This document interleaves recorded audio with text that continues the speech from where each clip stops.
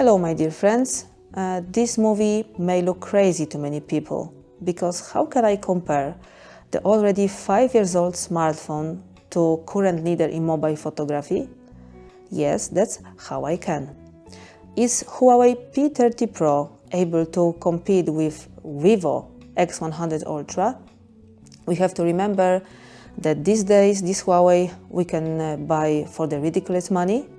Before we start, please remember to subscribe this channel, because it gives me the kick to create more materials and develop all the time.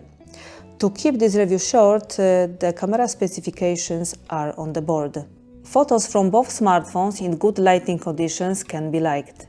They differ in colors, but of course which color suits you better depends only on personal preferences. On Vivo we have several color modes, which give us some freedom in choosing the color reproduction depending on what we need. On Huawei we have additional filters available, which however have a stronger impact on the entire photo, not just in terms of color. In addition, Huawei often sharpens photos more strongly than Vivo, but Vivo copes better in most cases with HDR and tonal range. White balance is also often better on the side of Vivo, but despite the smaller sensor in Huawei, even after zooming, you can see not a significant loss of detail compared to Vivo. The main camera in Huawei, despite its smaller size, has an aperture of 1.6, very bright, which also causes a lot of light to enter the lens, and this may also be the reason why these photos, despite the passage of time, come out quite well. In Huawei, even more difficult photos, such as some flowers on the more demanding background, can come out quite well, which is not so obvious for many modern smartphones. If we took pictures they are a crop from the main sensor, then of course it comes out better on the Vivo. In worse lighting conditions, you can see the drop in detail on the Huawei. The larger sensor in the Vivo allows more light in. The wide angle is probably my biggest surprise. First of all, on the Huawei, switching from the 1x to wide causes a color shift quite often. In good lighting conditions, the wide angle on the Huawei is not excessive compared to what we have on the Vivo. There is a different way of processing these photos, of course. Huawei sharpens them more and Vivo smooths them more, which can be seen especially when zooming in. The situation changes in poorer light conditions and at night. Then Vivo performs much better than Huawei. And now let's move on the telephoto lens. This is the lens, it's hard to compare. Vivo has an incredibly big advantage here in terms of detail due to a much more larger sensor and brighter aperture. In good lighting conditions, 5x from Huawei still defends itself, but not in every situation. In poorer light conditions, Vivo crushes Huawei, but I think this is what everyone expected. The telefocus distance from Huawei is very long, about 2 meters. By the way, it is easy to notice because the color of the shot visible on the screen changes when you switch to telephoto. Practically every photo taken at close range will be a crop from the main sensor. And now zoom. In Vivo it's up to 100x, in Huawei is up to 50x, which for the 5-year-old smartphone is not bad, as there are still smartphones on sale today, they still have a maximum of 25x. Up to 10x in good lighting conditions in Huawei looks pretty good. Above 25x, problems with decreases of details and painting of the image begin, and in worse lighting conditions and 10x zoom, the image can look worse. At night, the drawback of image quality occurs at 5x. In Vivo, up to 30x is great in particularly all conditions. In worse conditions above 30x, you can see greater decreases in detail, but still I can say that this phone is the top in terms of zoom. In terms of portraits, here Vivo absolutely wins in practically all conditions, both when it comes to skin tone and cutting off the background from the subject. In worse conditions, this becomes even more apparent. By the way, portraits is not only about people. Vivo gives us amazing possibilities to use portrait mode not only for photos of people. We have several scenes, humanistic, street, landscape. This gives us incredible freedom and opportunities to get photos with a look that often looks like photos from the typical normal cameras.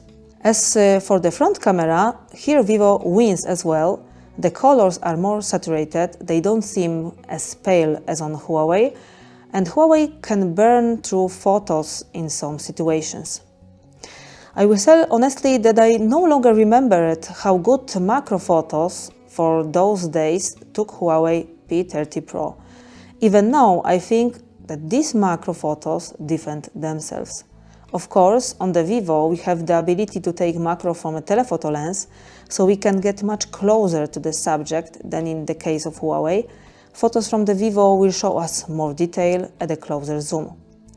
In Huawei, you need to get the phone quite close to the subject to do this macro, but really, even in 2025, this macro defends itself. In night photos, you can see a noticeable difference, both in terms of detail and, for example, white balance. Vivo's automatic night mode handles mostly perfectly, resulting in some of the best night shots in the end, and Vivo handles lamp reflections very well. On the Huawei, depending on the shot and amount of light we have in the frame, you can use regular photo or night mode. Night mode is specific. It brightens the photo very much, of course if you allow a long exposure to the very end.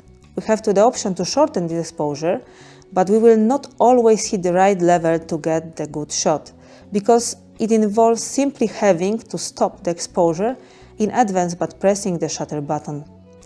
This won't always work out perfectly, so in terms of night shots, the Huawei is a bit uneven. That the Vivo X100 Ultra takes good photos on move in most conditions is known not from today. In the Vivo, we have a snapshot mode, which speeds up the photo taking a lot.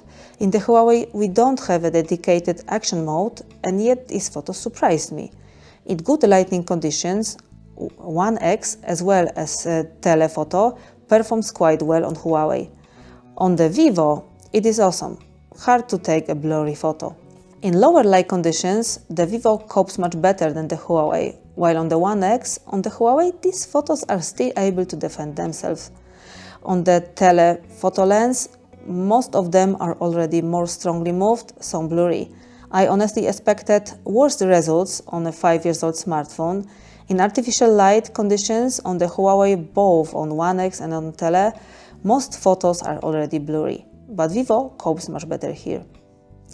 When it comes to videos, here there is no competition. Vivo records max in 8K 30 frames. In 4K we can record even in 120 FPS, which give us very good quality slow motion. In Huawei we can record in 4K 30 frames, and there is a limitation of 10 minutes of video.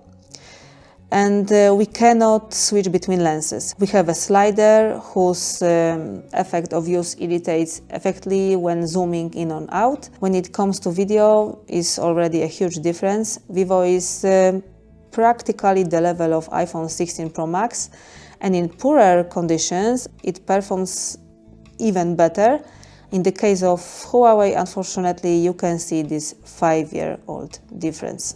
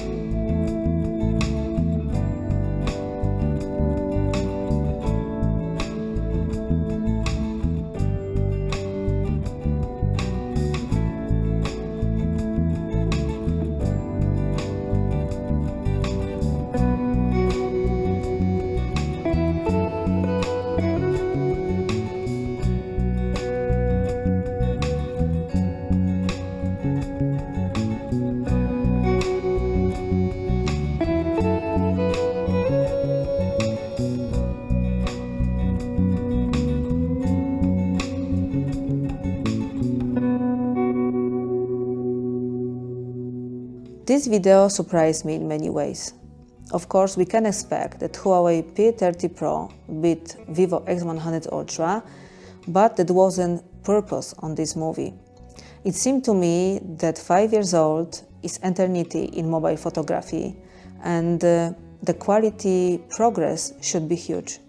But this video shows it's not quite like that, because in many ways Huawei P30 Pro can't compete with Vivo X100 Ultra, but the shots from the main lens and the lens that most of us use every day still performs very well.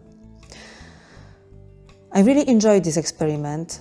This movie was made of pure passion. I'm a nerd and I'm not ashamed to talk about this. I hope you enjoyed this video and share your impressions in the comment sections below. Thank you very much, and I invite you to my next videos. See you!